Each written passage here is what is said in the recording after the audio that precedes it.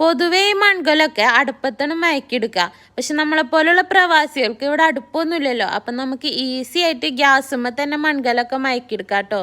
കുറേ നാളായിട്ട് ഞാൻ ഈ രീതിയിലാണ് കലം മയക്കിയെടുക്കാറ്. മൺകലം നിറയെ വെള്ളം വെച്ച് കൊടുക്കുക, കുറച്ചധികം തന്നെ ചായപ്പൊടി ഇട്ട് കൊടുക്കുക. ഇത് നന്നായിട്ട് വെട്ടിത്തിളച്ചിങ്ങാണ്ട് കുറച്ചൊന്ന് വറ്റണം. അതിനുശേഷം നമുക്ക് ഗ്യാസ് ഓഫ് ചെയ്യുക. കലത്തിൻ്റെ ചൂടുകൊണ്ട് കുറച്ചും കൂടെ വറ്റും. എന്നിട്ട് ഈ രീതിയിൽ നന്നായിട്ട് തണുത്തതിന് ശേഷം അത് നേരെ ഒഴിച്ച് കളഞ്ഞിട്ട് കലം വെറുതെ ഒന്ന് ചുറ്റി കഴുകിയെടുക്കുക. സോപ്പിട്ടൊന്നും കഴുകണ്ട. എന്നിട്ട് ആ കലത്തിൽ നിറയെ കഞ്ഞിവെള്ളം ഒഴിച്ചു കൊടുക്കുക. എന്നിട്ട് ഇതുപോലെ നന്നായിട്ട് വെട്ടിത്തിളപ്പിക്കുക. എന്നിട്ട് വറ്റി വരുന്ന സമയത്ത് നമുക്ക് ഗ്യാസ് ഓഫ് ചെയ്യാം. ഇതും നല്ലവണ്ണം തണുത്തതിന് ശേഷം നമുക്ക് ഒഴിച്ച് കളഞ്ഞിങ്ങായിട്ട് ഇനി നമുക്ക് കലം നന്നായിട്ടൊന്ന് സോപ്പിട്ട് കഴുകിയെടുക്കുക. അപ്പോൾ കലം മയക്കാൻ തീരുമാനിച്ചു കഴിഞ്ഞിട്ടുണ്ടെങ്കിൽ ഒന്നുമില്ലെങ്കിൽ അന്ന് വെക്കുന്ന ചോറിൻ്റെ കഞ്ഞിവെള്ളം മാറ്റി വയ്ക്കുക, അല്ലാന്നുണ്ടെങ്കിൽ തലേ ദിവസം വെക്കുന്ന ചോറിൻ്റെ കഞ്ഞിവെള്ളം മാറ്റി വയ്ക്കുക.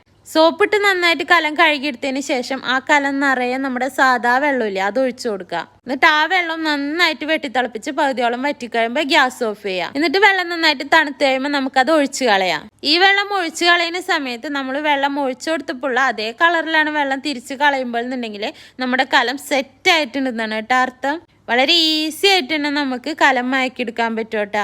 ഇനിയൊന്നും നോക്കാണ്ട് ഇഷ്ടമുള്ള കറി വെച്ച് തുടങ്ങാം. അപ്പോൾ ചാനൽ ഒന്ന് സബ് ചെയ്തേക്കണേ. അപ്പോൾ ഓക്കെ.